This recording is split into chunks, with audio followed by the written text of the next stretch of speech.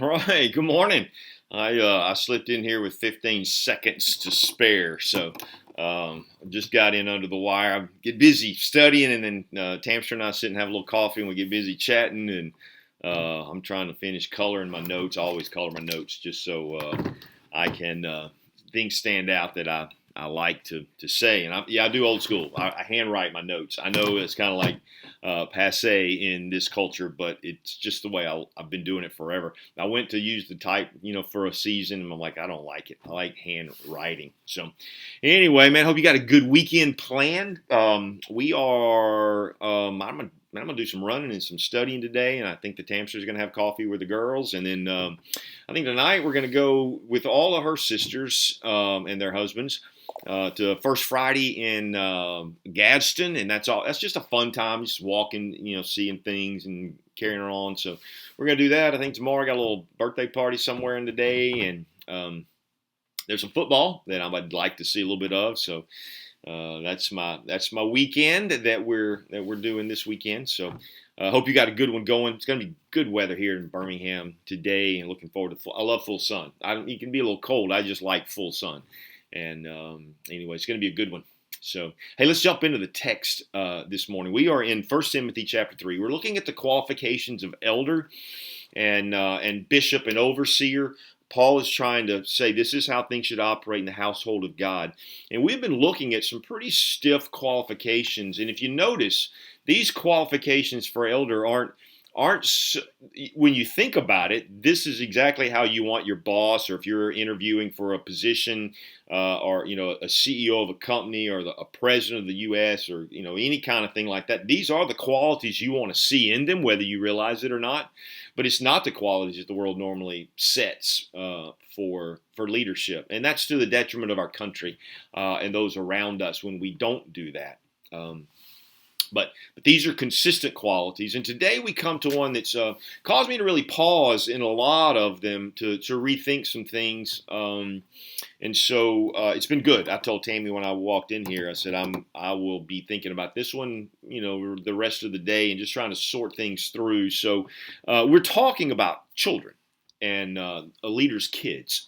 And literally early this morning, as I'm just writing, I'm thinking, your kids say all you need to know about your ability to lead, and you think, well, that's pretty crazy. Let's read the text, and then I'm going to kind of just chat a little bit with you, break the text down, and we'll see some of these qualities and aspects of it. But he says this. Let's just read all the qualities to kind of get the. Well, now we'll just stick to this. I don't want to go way back up into that. But he's spoken clearly about the qualities of an elder. If a man aspires to that office, it's a really good work that he does, but here's the qualifications. And so he begins to list them out. Above reproach is the big one, right? And we've looked at that. There has to be character lived in his life for a length of time so that people look at him and say, if someone brings an accusation against him, the inclination of those who that is spoken to is to say, nah, you got the wrong guy, right? That's the kind of consistency an elder ought to have in the bearing of that, above reproach, that there's no charge has been brought against him, and if there were, it's really unbelievable.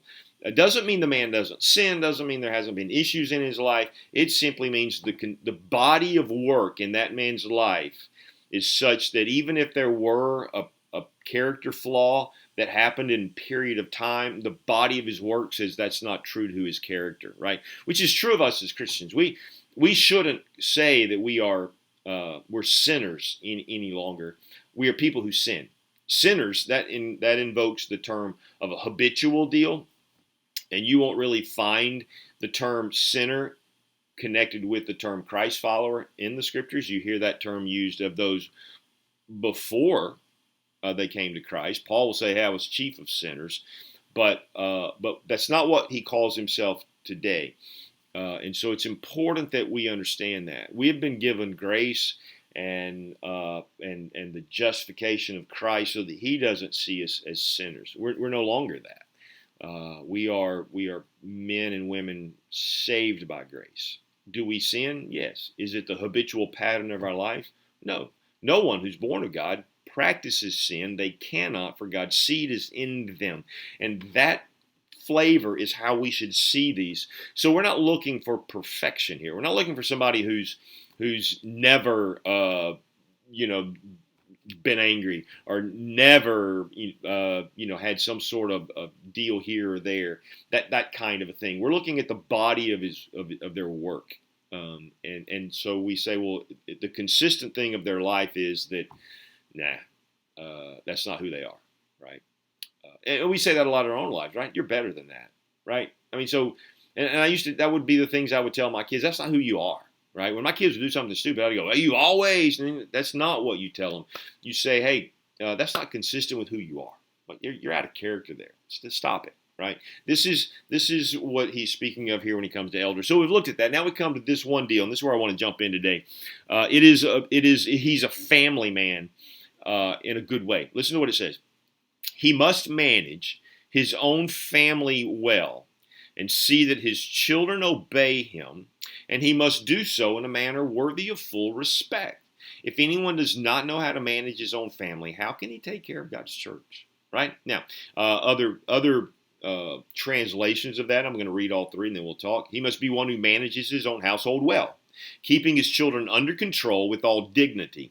But if a man does not know how to manage his own household, how will he take care of the church of God? So one was New American Standard, one is NIV, and this is the English Standard Version. He must manage his own household well, with all dignity, keeping his children submissive. For if someone does not know how to manage his own household, how will he care for God's church? So this is the statement. This is what we're looking at. A pastor isn't one who simply teaches truth, but he has to model it. If a man is going to lead a church, which is a lot like leading a family, then you want to see, hey, has he done well in the past? And so if you want to look at leadership in the church, you go, well, let's look at leadership in the home. This is the power of the scriptures. It forces us to look at things that we ordinarily would kind of gloss over. It's important that, listen, you look at a man's life, and he can be a good man on the outside, but you look at what's going on the inside of his home, and you see these kids, and you look at them, then what you see then is the true leadership ability of the man, because it's not just what he says or what he can be outside. It's what he is when no one's looking, so to speak. And how do you see what he is when no one's looking? You look at the fruit of the body of his work, of what happens with his kids, because that's who see him, or should, the ones who are most closely in context with him. And so this is what he's saying. The pastor's simply not one who just teaches truth. You want to know, can they model it? I don't want to hire a pastor because he's a good speaker. I want to hire a pastor because he's skilled in teaching, but he models everything he's wanting us to be. If you can't say, follow me as I follow Christ, you don't get that man as an elder. Don't have that man as a pastor. And so this is what he's speaking of. There must be influence for him to be a leader. That's how leadership is defined, influence, right? It's the classic definition. John Maxwell, who's been teaching leadership forever and has written, 40-something books about it, always comes down to that. And it's true. And MacArthur, a general, before, MacArthur was even old enough to understand things, MacArthur said it's about influence. That's a leader. And so for a leader, you look around, see who's following, not just who's following, because it's not about numbers, it's quality. What do they look like, right? A student, when he's fully taught, Jesus says, will be like his master. And so if pastors or teachers, our students ought to resemble us. And so you look back and go, what do they look like? This is the context that he's talking about there. So there's no better place to see a man's influence than in his kids. And this is what the text says. He must manage his own family well. And so, listen, a father's influence, I was chatting with Tammy about this earlier. You remember the passage, it's in Numbers, I think it's in Deuteronomy, or Exodus rather, maybe in Deuteronomy as well, that God will visit the sins of the father in the third and fourth generation. We think, man, what does that mean? The kids are getting punished because of this man's sins? And that can't be what it's saying, because there are other passages of Scripture which speak of the fact that we're not responsible for those sins. So either you have the Scriptures contradicting themselves, or we've misunderstood one or both of those passages. And I believe that what he's saying there, because it's consistent throughout the Scriptures, is that the influence of that father's sins will affect his children and will affect his children's children. So when you think about that, it's a game changer, isn't it? What I do today affects how my great grandkids will live their life. Think about it. That's power, isn't it? If I'm a terrible dad, it will influence my kids, and in turn, it will influence their kids, because that pattern of behavior that is entrenched kind of goes through the line. Now, that's why and if you see it that way, then when you see the other, whereas I'm not responsible for those things, see, those can all be turned around, right? We all know people who came from, their dad was terrible and rebellious and all of that, but they saw the light, and they began to turn their life. That's because they're not responsible, but the natural, normal effect of sin is that it will tend to affect those down below, right? As leaders go, so do the people, right? This is all truisms about leadership. So Paul is saying to Timothy, look at the guy's home. That's where you're going to find the secret sauce right there. You're going to see whether he's who he says he is by looking at his family. Scan through the scriptures. Go to through the book of the Kings, and you're going to hear this statement made in so many when they break from one king to the other. It says this: "But he walked in the ways of his father, and did what was right in the sight of the Lord." Right? There's that influence. That king was influential, and you saw it in the fact that his children walked with the Lord as he did. And so you can see it even in the Old Testament. You see this principle woven through there. So let's break down this text and see what it says, and then draw some application. We'll get on our way. He says he must manage his own family well. That term is used in all three of those translations. It's the word proestomai, and it means to preside. It means to rule over. It means to give attention to. It means to take charge of, to influence. That's what that means. Manage means that they take ownership, and they direct. They keep what's necessary between the fences. I have about 4 managers that I kind of hold together and make sure that we are cohesive as a team. And all of them, their responsibility is to keep people in line, to keep those under them, to influence them, to keep them between the rails, so to speak. To see to it that they do procedure the way it ought to be done, that they carry out the wisdom that's been handed to them. That's management. This is exactly what he's speaking of when we deal with this concept of children, right? So they manage. And a manager is heavily involved with his people. You see a manager who sits long at his desk, he's not managing well. You want to see a manager that's among his guys and their gals, and they're in and out, and they're chatting, and they're dialoguing, and there's influencing, and there's teaching, and there's correcting, and there's all of those things. That's what a manager does. You don't hire a manager to do the task. You hire a manager to train others to do the same thing. It's like it's just that you teach someone how to fish. You teach someone how to cook. You don't just give them those things, right? And so this is what that is. So it's one who rules well. So he's a good manager. He knows his kids. He keeps them between the rails. He influences them. This is who a good elder is. If you see him doing that with his kids, odds are he's going to be doing that with the church as well. Then he says, and his children obey him, keeping his children under control, keeping his children submissive. Those are the 3 phrases that it uses there. And that's the word hupatoge, right? That's the same word we get the word hupatasso, which is a military term, which means to line up under. There is authority, and there's a lining up under. This is what he means, that his kids line up under him. His kids aren't rebellious, and he's chasing them, and can't grab them, because they're just all over the place. That they're just running wild. No. They're within his reach. They are under him. They understand order. They're not out here, doing their own deal, but they line up kind of underneath the Father, and so his characteristics become their characteristics. Not personality types and all of that, just the characteristics of that man. So he keeps his children under control as he manages them. So he's taking them somewhere, and they are under control. right? I give you a picture when we were younger. We had we had three kids, all under the age of 4. So I mean, we were spitting out babies, and we were anytime we wanted to go to the mall or whatever, you got three little kids, you're outnumbered. You're really parenting at that point because you can't. I got him and you get her, and then we're together. No, because you got three.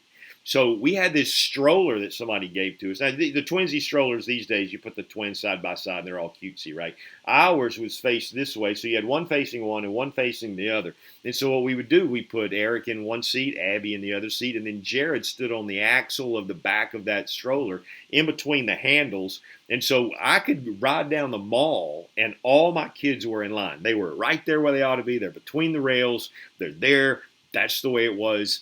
And so to me, it's that perfect picture of kind of what's going on. This is what he's talking about. They're all under control. Now, some of them didn't want to be, but they couldn't help it because they're strapped in or wrapped by the handle and they couldn't get out. But that's kind of the picture that you're talking about in that scheme. When we did let them out of the stroller as they got older, we would walk into some stores and we would go, this is a hands in your pocket store, right? You guys say those things.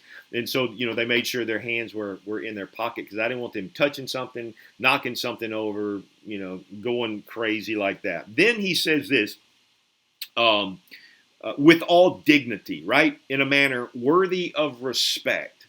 So what that means, simnates, that's the word there, simnates. It means gravity. He does it in a weighty manner, right? Personal people personally admire the way he does it. There's a dignified way to it. He's not just knocking his kids around silly, yelling at them and things like that. But there's this dignity about it. He has done the work to get his kids under control so that they're not an embarrassment to him and they don't look undignified. He does it in a dignified way. That's a powerful phrase. Because it implies the way God deals with us. And so let me spend just the last 2 or 3 minutes we have just kind of thinking through those things.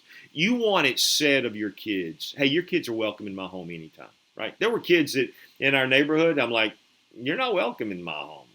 I wanted it said, and it was said of our kids, hey, your kids are welcome in our home anytime. Why? Because they were well behaved, right? Because they knew that they didn't do that. When we first started playing Little League Baseball, I was leaning on the fence watching the kids play, and I heard one of the coaches say to the other one, hey, don't yell at that Pardue kid because his parents don't yell at him. And I thought it was funny that they had taken note of that. But we don't. I mean, that's what it means to do it in a dignified manner. You don't have to yell at your kids. Stop the yelling. It doesn't help anybody. You don't like to be yelled at. Quit yelling at your kids. I moved into parent mode right here. Sorry. But I think it's important that we do that. I could, when our kids were growing up, I could whistle. And I have this whistle that's extremely shrill and loud. And our kids, no matter where they were, man, they'd be coming out of everywhere because they knew when Dad whistled, they better come, right? And so there wasn't, I didn't have to yell at anybody. I just whistled. And then my kids would just appear out of nowhere. It's funny because we'd have people look, how did you do that? I'm like, well, kind of like you train your dog, right? You keep repetitive over and over and they finally get the hang of it, right? So, when we look at stewarding the church, we want to know, how does that man steward his family? And I think it's important that we do that. If his family's not right, he's just not qualified. Doesn't mean there's a character flaw necessarily. It just means he's not qualified. We were talking in terms of Tammy and I were about you couldn't be a priest unless you were of the tribe of Levi, right? So if you were the tribe of Benjamin, it didn't mean you weren't qualified, but it didn't mean there was a character flaw. It just means the standard wasn't met. And I'm not saying there's not a character flaw if you don't raise good kids. I'm just simply saying I don't want us to think in terms of a legalistic mindset here, but it's important to understand, I believe, that, in fact, Titus, when he's talking about the quality of leadership, he says having children who believe, not accused of rebellion. So Titus is saying, hey, I want those to be believing kids, right? And so now we touch on things. I can save my kids. Is this what we're saying? No, he's simply saying those men who have believing kids are the ones who are qualified to be elders, in the same way that those who are of this tribe are qualified to be a priest. I don't mean it, I just hope that makes sense to you. Family's a great training ground for leadership. And so the bar's set high here, right? If he cannot manage his own family, how can he take care of God's church? So what does that look like in a practical way? Well, it looks like consistency and discipline, right? I say don't do that. I'm not going to count to 3. I say don't do that. If you do that, there's going to be punishment. You know what we're teaching our kids there? Penalties for sin. That's a great, I mean, that's what the kids have to see that, right? Dad said, don't do this, and I did it, and bam, I was disciplined, right? This is how that looks like. But it's not harsh, right? You're not harsh with your kids. You're serious and sober and disciplined. You're not yelling at your kids. You're not beating them out of anger. You're not doing any of those things. You're loving them without being harsh, and you're holding them to the fire. What does that teach? The grace of God, right? And then the consistency of a life where you're giving clear advice, you're giving good instruction to your kids, not simply because I said so. You're helping them understand the why behind that rule.